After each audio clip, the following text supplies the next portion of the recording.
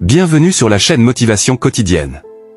Aujourd'hui, nous allons explorer une parabole puissante qui nous enseigne des leçons essentielles sur la croissance personnelle et la coexistence du bien et du mal. Pendant que tout le monde dormait, son ennemi sema une mauvaise herbe au milieu du blé, puissant Allah. Quand le blé eut poussé et produit des épis, on vit aussi apparaître la mauvaise herbe. Cette parabole raconte l'histoire d'un champ où le propriétaire a semé du bon grain, le blé, et un ennemi a semé de l'ivraie, une mauvaise herbe. Les serviteurs veulent arracher l'ivraie, mais le maître les en empêche. Veuillez rester avec moi pour que nous puissions explorer les significations profondes de cette parabole et comment elle s'applique à notre vie quotidienne.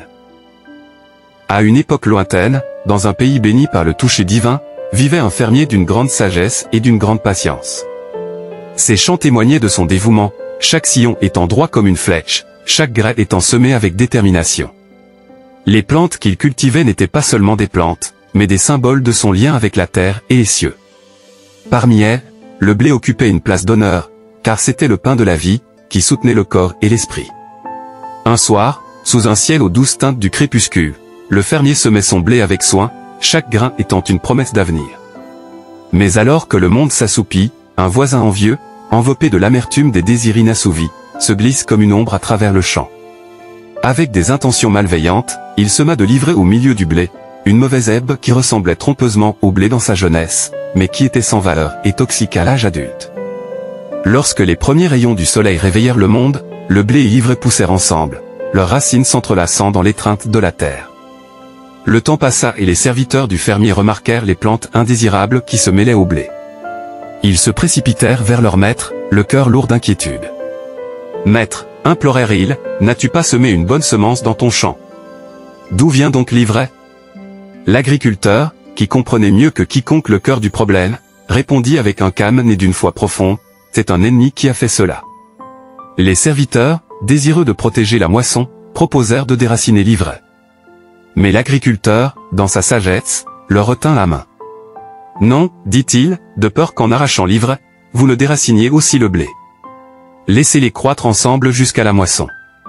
En ce temps-là, je dirai au moissonneur, ramassez d'abord l'ivraie et liez-la en botte pour la brûler, mais amassez le blé dans mon grenier. » C'est ainsi que le blé et l'ivraie ont poussé côte à côte sous l'œil vigilant de l'agriculteur, jusqu'à ce que vienne la moisson.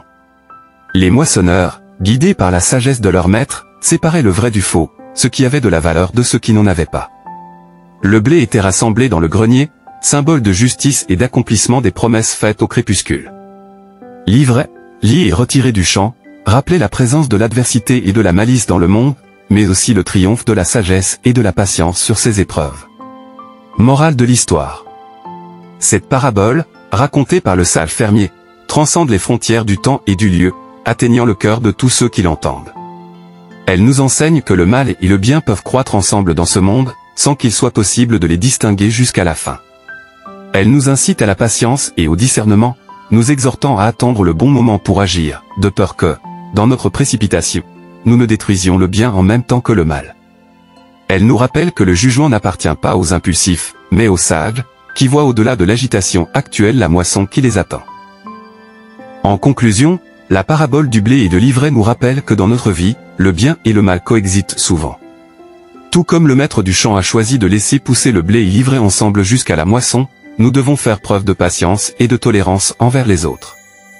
La justice divine interviendra en temps voulu pour séparer le bon du mauvais.